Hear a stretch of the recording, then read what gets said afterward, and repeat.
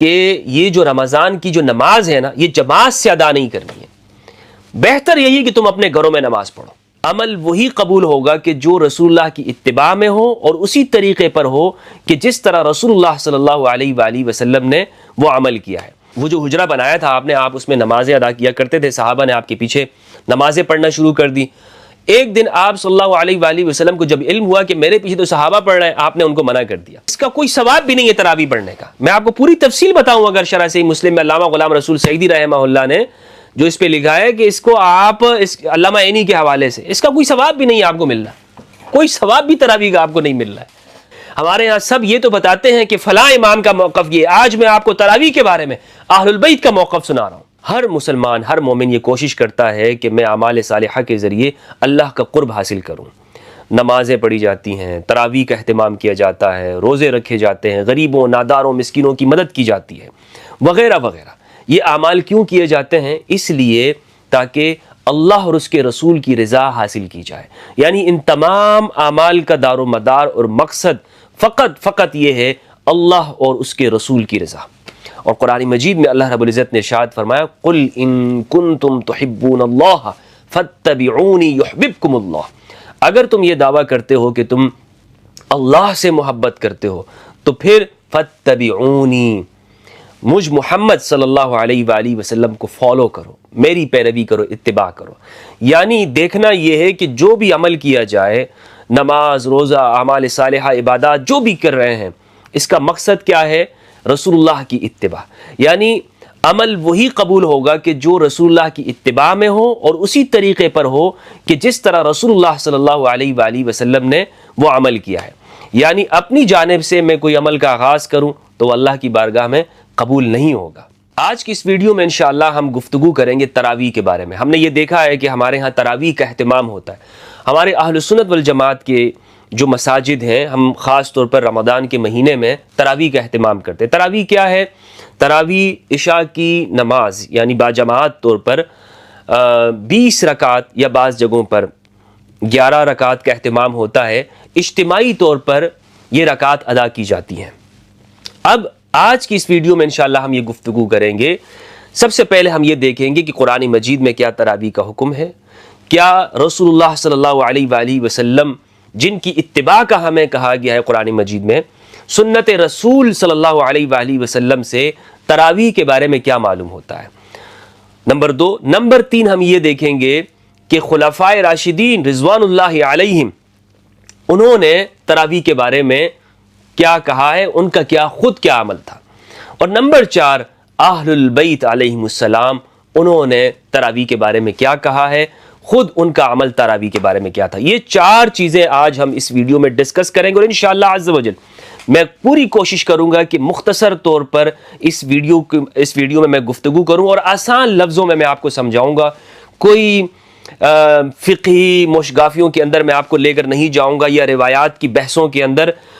میں 2 ٹوک چیزیں جو ہماری اہل سنت والجماعت کی اصح ترین کتابیں ہیں، بخاری، مسلم، اسی سے آج ہم بات کریں گے. اور انشاءاللہ عز و جل آج کی یہ تراویح کی جو ویڈیو ہے اس میں ہم بخاری مسلم سے باہر جائیں گے ہی نہیں.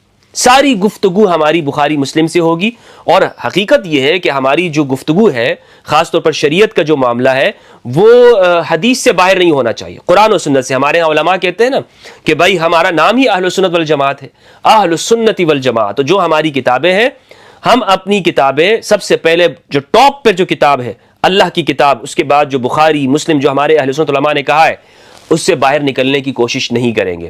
تو آئیے ویڈیو کی جانب جاتے ہیں اور سمجھنے کی کوشش کرتے ہیں کہ یہ تراویح کیا ہے. اور سب سے پہلے ہم چلیں گے قرآن مجید کی جانب. تو قرآن مجید میں ہمیں تراویح کے بارے میں کچھ نہیں ملتا. اس پر تو ہمارے ہاں سب کا اتفاق ہے، چاہے ہمارے اہل سنت کا جو بھی اسکول آف تھاٹ ہو، سب یہی کہتے ہیں کہ بھئی قرآن مجید میں تو کچھ بھی نہیں ہے.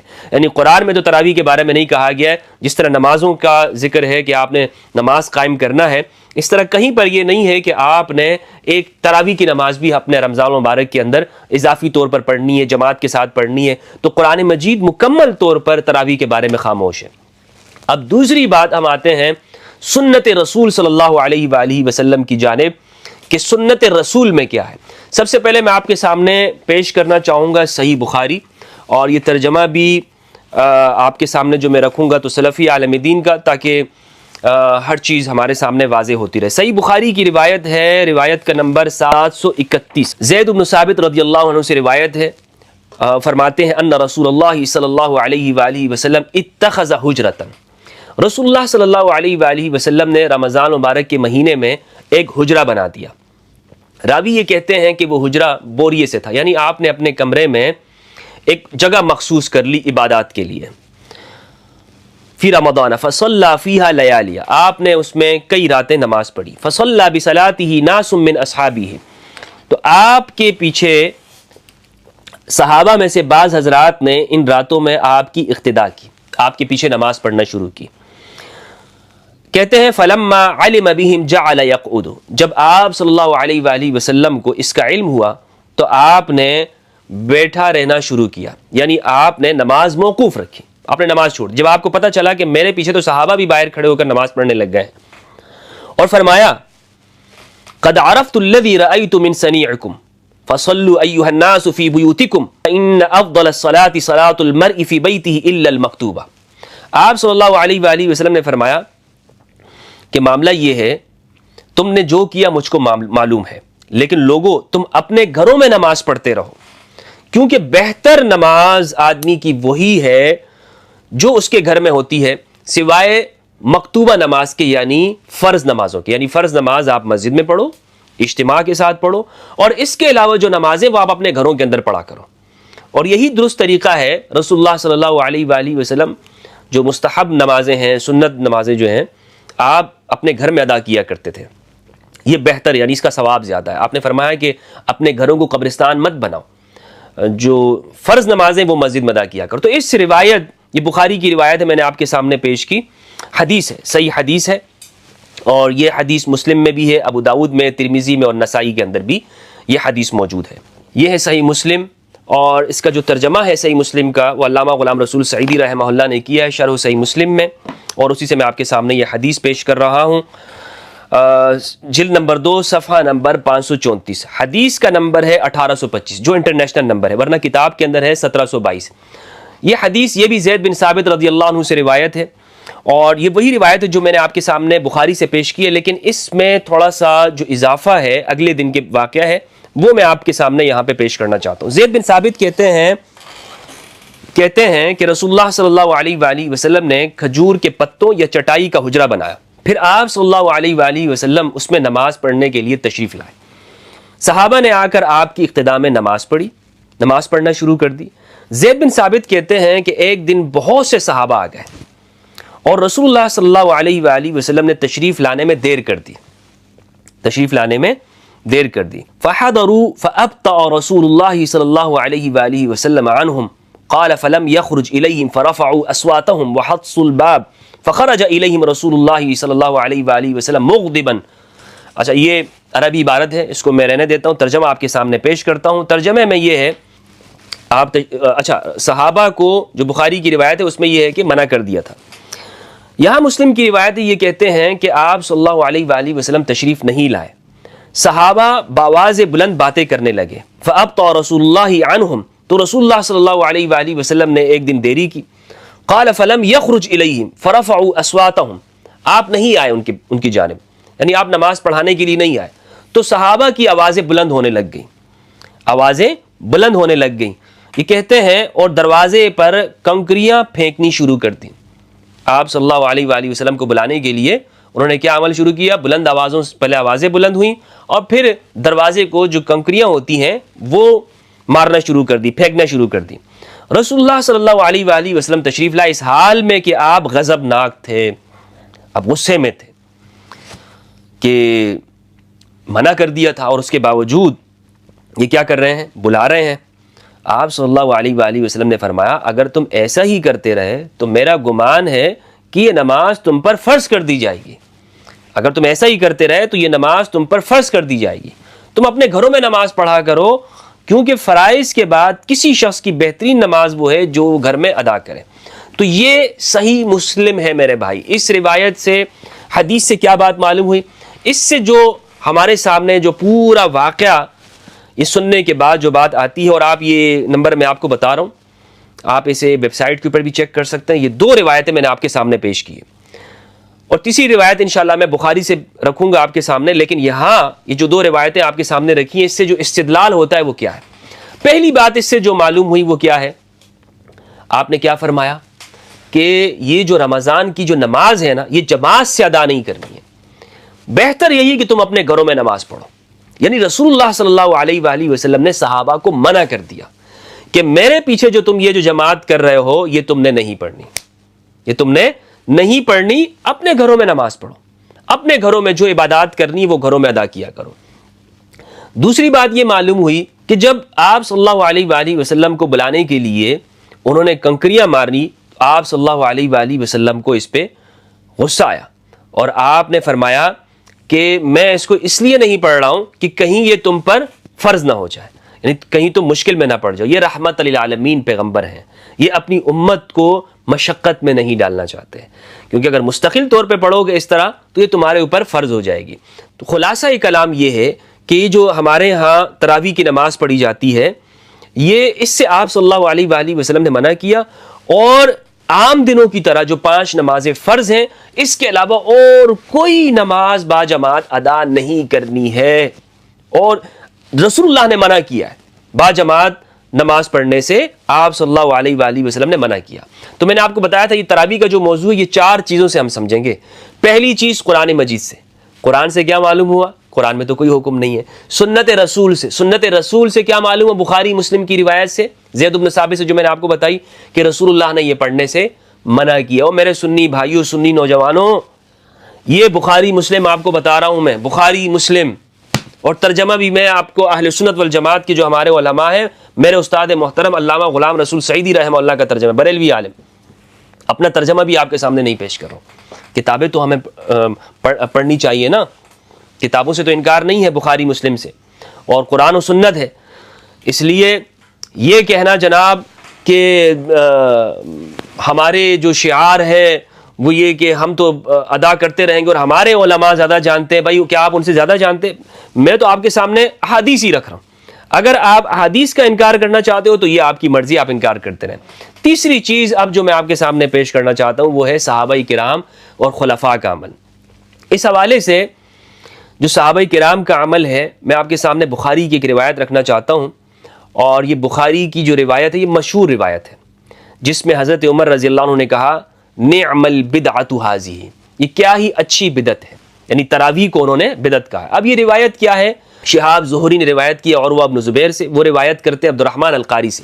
وہ کہتے ہیں کہ ایک دن میں حضرت عمر رضی اللہ تعالیٰ عنہ کے ساتھ رمضان مبارک کی راتوں میں نکلا، مسجد کی جانب ہم گئے، فَإِذَا النَّاسُ أَوْزَاعٌ مُتَفَرِّقُونَ، لوگ الگ الگ ٹولیاں بنائے ہوئے بیٹھے تھے، الگ الگ جماعتیں بنائے ہوئے متفرق اور منتشر طور پہ تھے۔ يُصَلِّي الرَّجُلُ لِنَفْسِهِ، ہر ایک اپنے لیے نماز پڑھ رہا تھا، وَيُصَلِّي الرَّجُلُ فَيُصَلِّي بِصَلَاتِهِ الرَّهْطُ، اور ہو یہ رہا تھا کہ کوئی اکیلا پڑھ رہا تھا اور کچھ کسی کے پیچھے کھڑے ہوئے تھے، یعنی ایک ٹولیاں بنائی ہوئی تھی اور ایک دوسرے کے پیچھے نمازیں پڑھ رہے تھے۔ فقال عمر انی ارى لو جمعت هؤلاء على قارئ واحد لكان امثل، حضرت عمر نے کہا کہ کیا یہ اچھا ہو کہ تمام لوگوں کو ایک قاری کے پیچھے جمع کر دوں، ایک قاری صاحب ان کے لیے مقرر کر دیں تو یہ کتنی اچھی بات ہوگی۔ تو ثم عزم فجمعهم على ابی بن کعب، حضرت عمر نے جب یہ ارادہ کیا تو ان سب کو ابی بن کعب رضی اللہ تعالیٰ عنہ کے پیچھے کھڑا کر دیا، اور ابی بن کعب کو امام بنا دیا کہ آپ کے پیچھے یہ نمازیں پڑھیں گے، صحابہ کے امام ابی بن کعب کو بنا دیا۔ ثم خرجت معه لیلۃ اخرى، پھر میں ان کے ساتھ ایک اور رات کو نکلا، والناس یصلون بصلاۃ قارئہم، لوگ کیا کر رہے تھے؟ اپنے قاری کے پیچھے، اپنے امام کے پیچھے نماز تراویح پڑھ رہے تھے۔ قال عمر، حضرت عمر نے کہا نعم البدعۃ ھذہ، کیا ہی اچھی بدعت ہے یہ، کیا ہی اچھی بدعت ہے، یعنی یہ جو جمع کرنا ہے قاری کے پیچھے ایک منظم طور پر کہ لوگ ایک مسجد میں ایک امام کے پیچھے نماز پڑھ رہے ہوں، یہ بدعت ہے، لیکن اچھی بدعت ہے۔ اب حضرت عمر کا آگے جملہ سنیے گا۔ حضرت عمر رضی اللہ عنہ نے کہا رات کا وہ حصہ جس میں یہ لوگ سو جاتے ہیں، اس حصے سے بہتر اور افضل ہے جس میں یہ نماز پڑھتے ہیں۔ یعنی کیا ہونا چاہیے تھا؟ آپ کی مراد، راوی کہتے ہیں آپ کی مراد رات کے آخری حصے کی فضیلت سے تھی، کیونکہ لوگ یہ نماز رات کے شروع میں ہی پڑھ رہے تھے، جس طرح آج ہمارے یہاں پڑھ رہے ہیں رات کے شروع میں ہی۔ اب یہ روایت میں نے آپ کے سامنے پیش کی، اس میں آپ دیکھیں اس روایت سے استدلال یہ کیا جاتا ہے کہ حضرت عمر رضی اللہ عنہ نے تراویح کے لیے ایک امام کے اوپر لوگوں کو جمع کیا. اچھا, سنت سے تو ہمیں یہ معلوم ہوا کہ سنت رسول اللہ نے منع کر دیا تھا.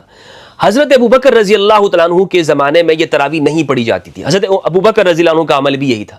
حضرت عمر نے اپنے دور میں جماعت کے ساتھ اس کو آغاز کرایا, اور یہ حضرت ابوبکر والا جو عمل ہے یہ بھی ہمارے علماء اہل سنت نے لکھا ہے. ابن عبد البر نے الاستیاب میں, اور اسی طرح ابن اسیر نے اس کو لکھا ہے نہایہ کے اندر. رسول اللہ نے اس سے منع کیا. حضرت ابوبکر کے زمانے میں یہ نہیں پڑھی جاتی تھی. حضرت عمر نے کیا کہا؟ خود حضرت عمر نے کہا کہ یہ بدعت ہے, اچھی بدعت ہے.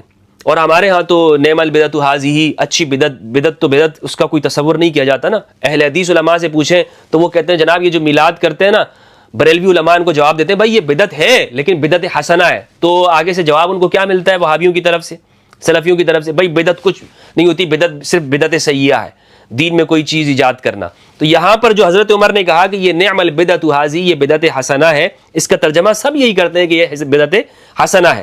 تو یہاں پر خیر بہرحال تراویح کے لیے یہ سب مان لیتے ہیں. اچھا, صحابہ کا جو عمل ہے اس حوالے سے آپ کو بتاتا چلوں, ابن الاسیر الجزری رحمہ اللہ نے اپنی کتاب النہایہ فی غریب الحدیث والاثر صفحہ 107 میں اس حدیث کی شرح کے اندر نعم البدعۃ ھذہ کی شرح میں وہ لکھتے ہیں وفی حدیث عمر رضی اللہ عنہ فی قیام رمضان نعم البدعۃ ھذہ البدعۃ بدعتان. بدعت دو طرح کی ہوتی ہے. اس میں یہ کہتے ہیں, آپ اسکین دیکھ لیجئے گا, کہ یہ جو رات کے اندر نماز پڑھنے والا جو عمل ہے لأن النبی, اچھا اس کو بدعت کیوں کہا ہے؟ حضرت عمر نے بدعت اس لیے کہا ہے, ابن اسیر الجزری کہتے ہیں لأن النبی صلی اللہ علیہ وآلہ وسلم لم یسنھا لہم, رسول اللہ نے یہ طریقہ ان کے لیے ایجاد نہیں کیا, رسول اللہ نے یہ طریقہ ان کے لیے سنت نہیں بنایا تھا, یہ رستہ ان کو نہیں بتایا تھا. لم یسنھا لہم, رسول نے ان کو یہ سنت نہیں دی تھی. کون سی؟ اب یہاں پر کوئی یہ نہ کہے کہ جناب رسول اللہ کی سنت ہے, حضرت عمر رضی اللہ تعالیٰ عنہ نے یہ جمع کیا. نہیں نہیں, علماء نے لکھا ہے لم یسنھا لہم, رسول اللہ نے یہ طریقہ ان کو نہیں دیا. وانما صلاها لیالی, رسول اللہ نے چند راتیں اس کو پڑھا تھا. ثم ترکھا, پھر آپ نے اسے چھوڑ دیا تھا. ولم یحافظ علیہا, اور آپ نے اس پر مداومت نہیں کی تھی, ہمیشگی نہیں کی تھی. ولا جمع الناس لہا, نہیں رسول اللہ نے لوگوں کو کہا تھا کہ بھائی جمع ہو کر یہ نماز پڑھنا. تو سنت تو یہ ہوئی نا رسول اللہ کی, لیکن اسی لیے تو حضرت عمر کہتے ہیں کہ یہ بدعت ہے, اور بدعت کے ساتھ انہوں نے اضافہ کیا نعم البدعۃ, اچھی بدعت ہے. ولا کانت فی زمن ابی بکر, نہیں حضرت ابوبکر کے زمانے میں یہ تھی یہ تراویح. وانما عمر رضی اللہ عنہ جمع الناس علیہا وندبہم الیہا فبہذا سماہا بدعہ, اور حضرت عمر نے لوگوں کو جمع کیا اور لوگوں کو یہ رستہ بتایا, یہ طریقہ سکھایا, اور اس کا نام بدعت رکھ دیا. اس کا نام کیا رکھ دیا؟ بدعت. ابن اسیر الجزری رحمہ اللہ المتوفى 606 ہجری, انہوں نے اس حدیث کی شرح میں لغوی معنی بیان کرتے ہوئے لکھا ہے. تو اس بات سے ہمیں حوالے سے کیا بات معلوم ہوگی اس ریفرنس سے؟ نہ رسول اللہ نے یہ طریقہ ان کے لیے سنت بنایا کہ لوگوں کو جمع کرے, نہ حضرت ابوبکر کے زمانے میں پڑھی جاتی تھی, اور حضرت عمر نے اس کا آغاز کیا. اب یہ جو روایت میں نے آپ کے سامنے پڑھی ہے نا, اس میں آپ یہ دیکھیں کہ حضرت عمر خود کہتے ہیں کہ بھائی جو لوگ اس ٹائم پہ سو جاتے ہیں, جو پہلے وقت میں اس کو پڑھ رہے ہیں, اور جو لوگ نہیں پڑھ رہے اور سوئے ہوئے ہیں, وہ ان کا سونا افضل ہے کیونکہ وہ بعد میں اس کو پڑھتے ہیں. اور یہ جو پہلے اس کو پڑھ رہے ہیں, جن کو خود حضرت عمر نے مسجد میں جمع کیا ہے, حضرت عمر کہہ رہے ہیں کہ یہ ان سے افضل وہ ہے کہ جو لوگ سوئے ہوئے ہوتے ہیں. اب یہاں پر جو لوگ یہ کہتے ہیں جناب ہم صحابہ کی سنت کے پیچھے چلتے ہیں, بھائی حضرت عمر خود کہہ رہے ہیں کہ اس کے بجائے سونا افضل ہے, اس کے بجائے سونا افضل ہے. تو کیا یہ صحابہ کے پیچھے بھی چلنے والے؟ خود جس صحابی نے حضرت عمر نے اس کا آغاز کروایا ہے, وہ صحابی کہہ رہے ہیں کہ اس سے سونا بہتر ہے. تو ارے بھائی, میرے بھائی, کیوں آپ اتنی مداومت کے ساتھ 20 رکعتوں میں, اور امت میں اختلاف, رمضان کے آتے ہی آپ دیکھیں گے ٹی وی چینل کے اوپر 20 رکعتیں یا 40 ہے, اور اس کی تعداد کے اندر بھی اختلاف ہے. پوری امت ایک دوسرے کے ساتھ جو ہے نا وہ گتم گتا ہے کس بارے میں, 20 پڑھنی ہے, 11 پڑھنی ہے, 40 پڑھنی ہے, 36 پڑھنی ہے. آپ کتابیں کھنگال کے دیکھ لیں, اس کی تعداد کا اختلاف ہی بتاتا ہے کہ یہ رسول اللہ کا طریقہ نہیں ہے. یہ رسول جس طرح عمر نے کہا بدعت حسنہ ہے, یہ بعد میں اس کی تعداد کا اختلاف بتاتا ہے. ورنہ آپ دیکھیں مسلمانوں کے اندر نمازوں کی تعداد میں کوئی اختلاف نہیں ہے. فجر میں 2, سنی بھی پڑھتا ہے, شیعہ بھی پڑھتا ہے, یہ بازی بھی پڑھتا ہے, 2 ہیں, 4 کوئی نہیں پڑھتا. ظہر کی 4 ہے, کوئی 10 نہیں پڑھتا, کوئی اختلاف ہی نہیں, اس لیے کہ نماز کی تعداد میں اختلاف ہے ہی نہیں. اگر رسول اللہ نے پڑھی ہوتی اور اس طرح لوگوں کو جمع کر کے تو تعداد میں تو اختلاف ہوتا ہی نہیں. مسلمانوں میں اتنے اختلافات ہوئے لیکن تعداد رکعات کے اندر مسلمانوں میں اختلاف نہیں ہے. تو اس کا تعداد رکعات کا اختلاف ہی بتاتا ہے, جس طرح ابن اسیر نے لکھا ہے کہ یہ بدعت ہے. یہ کیا ہے؟ بدعت ہے. اور رسول اللہ صلی اللہ علیہ, بلکہ رسول اللہ نے تو صحابہ کو منع کیا, جاؤ گھروں میں نمازیں پڑھا کرو, کیوں رمضان میں تم یہاں باہر نماز پڑھو؟ فرض نماز مسجد میں پڑھو, اس کے علاوہ جتنی بھی نمازیں وہ تم گھروں میں ادا کرو. پھر جو لوگ کہتے ہیں جناب یہ سنت ہے, تو سنت تو پھر ان کو یہ کرنا چاہیے نا, ہمارے ہاں ایک تواتر کے ساتھ شرق تا غرب تمام اہل سنت مساجد کے اندر ہو کیا رہا ہے, رمضان مبارک کے آتے ہوئے انہوں نے ایک ماشاء اللہ اہتمام ہوتا ہے تراویح کا. میں منع نہیں کر رہا ہوں, لیکن بات یہ کہ جس کو رسول اللہ نے نہیں کیا, رسول اللہ نے صحابہ کو منع کیا, تو اس کے کرنے میں آپ اس میں تفصیل دیکھیں نا, تو اس دوسری جلد کے اندر نہ اس کا ثواب ہے, نہ اس کا کوئی ثواب بھی نہیں ہے تراویح پڑھنے کا. میں آپ کو پوری تفصیل بتاؤں اگر شرح صحیح مسلم میں علامہ غلام رسول سعیدی رحمہ اللہ نے جو اس پہ لکھا ہے کہ اس کو آپ علامہ عینی کے حوالے سے, اس کا کوئی ثواب بھی نہیں آپ کو مل رہا, کوئی ثواب بھی تراویح کا آپ کو نہیں مل رہا ہے, تو کیوں پڑھے جا رہے ہیں آپ؟ تو تب تھا نا کہ جب آپ کو ثواب ملتا, کیونکہ رسول اللہ نے نہیں پڑھی ہے. حضرت عمر خود کہہ رہے ہیں کہ آخر وقت میں پڑھنے والے وہ زیادہ افضل ہیں. جو لوگ سو جاتے ہیں, سونا اس ٹائم پہ زیادہ افضل ہے. بھئی رات کو اٹھ کے نماز پڑھو نا, تہجد کی نماز پڑھو. اچھا, تو یہ جو ہمارے ہاں پڑھی جاتی ہے, ان کو کیا کرنا چاہیے؟ ان کو یہ کرنا چاہیے, اگر یہ کہتے ہیں نا ہم رسول اللہ کی سنت پہ عمل کرنے والے اہل سنت والجماعت, تو انہیں یہ کرنا چاہیے کہ کچھ دن چھوڑ بھی دیں. جو مسلسل جو یہ دعویٰ کرتے ہیں کہ جناب ہم سنت سمجھ کے کر رہے ہیں اور یہ سنت ہے, تو انہیں پھر رسول اللہ کی سنت پر ہی عمل کرنا چاہیے. کسی ایک دن آپ چھوڑ کے دکھاؤ. 10 سال سے آپ امام مسجد ہیں اور آپ پڑھائے جا رہے ہیں, ہر سال 30 دن آپ پڑھاتے ہیں, کسی ایک دن آپ ناغہ تو کریں, کسی ایک دن آپ چھوڑ دیں, نہ پڑھائیں. آپ کہیں بھائی رسول اللہ نے اس کو چھوڑا بھی ہے تو میں اس کو چھوڑ بھی دیتا ہوں. تو یہ تو میں نے آپ کو صحابہ کرام کے عمل سے بتا دیا, خلفاء کے عمل سے بتا دیا کہ یہ نماز کیا ہے. حضرت عمر رضی اللہ عنہ بھی کہتے ہیں کہ جو سو جاتے ہیں وہ زیادہ بہتر کرتے ہیں, صحیح بخاری کی روایت سے بتایا. اب جو چوتھی بات ہے اہل البیت علیہ السلام کا عمل.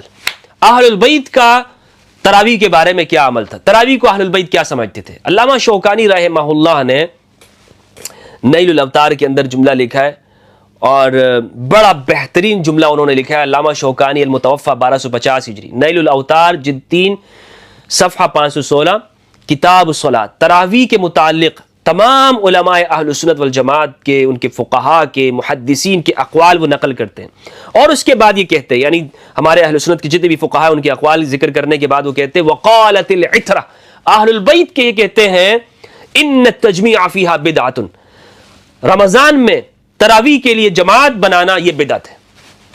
اہل البیت کے نزدیک یہ بدعت ہے. وقالت العترہ, قربان جائیے شوکانی رحمہ اللہ سے, جملہ لکھ کے انہوں نے کمال کیا ہے. انہوں نے کئی مقام کے اوپر, نیل الاوتار کو آپ پڑھیں گے تو اس میں وقالت العترہ, اور اہل البیت کا موقف یہ ہے, اہل البیت کا موقف یہ ہے. ہمارے ہاں سب یہ تو بتاتے ہیں کہ فلاں امام کا موقف یہ ہے. آج میں آپ کو تراویح کے بارے میں اہل البیت کا موقف سنا رہا ہوں. ان التجمیع فیہا بدعۃ, تراویح کی نماز بدعت ہے اہل البیت کے نزدیک. اور رسول اللہ نے اس امت کے لیے قرآن اور اہل البیت چھوڑے ہیں. قرآن اور اہل البیت, یعنی ہمیں حکم دیا گیا کہ قرآن میں اپنے حل تلاش کریں امت کا, اور اہل البیت کے پیچھے چلیں. اہل البیت کہتے ہیں تراویح کی جماعت بدعت ہے, تو میں کیا کروں, میں کس کے پیچھے چلوں؟ اہل البیت کے پیچھے چلنا ہوگا. کس کے پیچھے چلنا ہوگا؟ اہل البیت کے پیچھے. اپنے ہر معاملے کے اندر ہم یہ دیکھیں کہ کوشش یہ کریں سمجھنے کی کہ قرآن میں وہ کیا ہے اور اہل البیت کا عمل کیا. اور پھر تراویح کے بارے میں تو میں نے آپ کو بتایا, اتنے اختلافات ہیں اس کی تعداد کے بارے میں, اس کے عمل کے بارے میں. نہ حضرت ابوبکر نے پڑھی ہے, نہ رسول اللہ صلی اللہ علیہ وآلہ وسلم نے لوگوں کو جمع کیا ہے. تراویح کی جماعت مسلسل تواتر کے ساتھ لوگوں کو جمع کیا جاتا ہے, اور بعض جگہوں کے اوپر تو آپ ماشاءاللہ دیکھیں 5 دن تراویح پڑھنے کو یہ سمجھا جاتا ہے کہ بس یہ عبادات میں نے کرنی تھی. بزنس مین طبقہ اس کو آسانی دے دی گئی ہے, اور بھائی بزنس مین طبقے سے میں کہنا چاہتا ہوں آپ کو اور آسانی میں دے دیتا ہوں, یہ 5 دن بھی آپ کے لیے جائیں, گھر جا کے بیٹھا کریں.